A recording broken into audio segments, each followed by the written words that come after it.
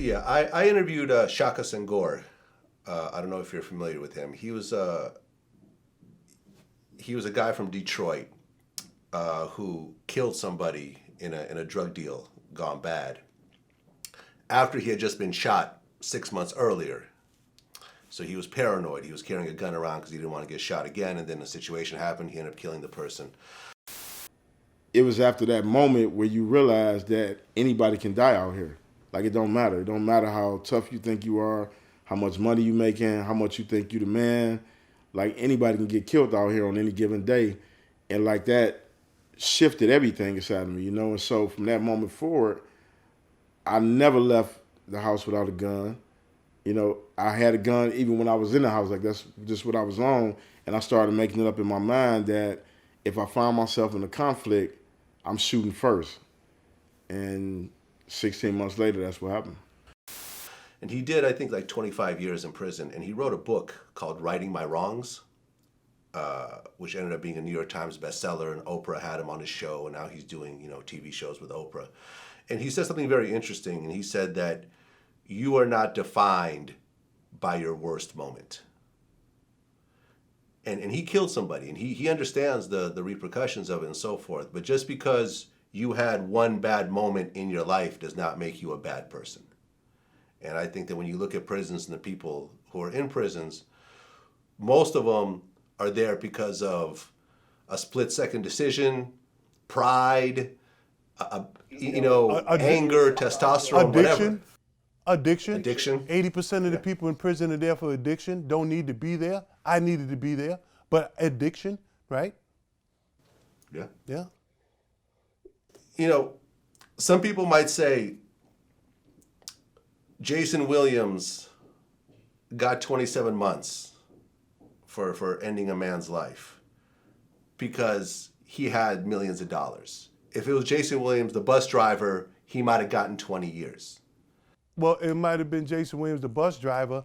It wouldn't have been at this point. It would have been a civil case, right? It might have been blown up like this, but regardless of what, it was me. And one day is a lot.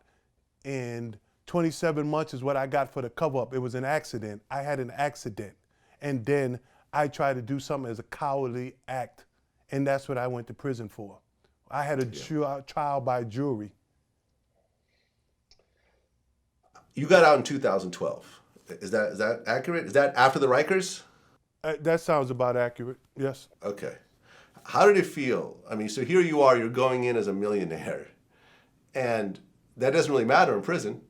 I mean, yeah, your commissary might have a few more snacks, but that's about it. Well, look, it's who you are, right? Because the difference in jail, Vlad, is that when you're in jail, it's 364 days or less. So you're gonna absolutely be who you can be because you know you're gonna be transferred or you're gonna get out of there. When you're in prison, that's who you are, right? You're gonna be there because you're gonna do 365 days or to the rest of your life. So there's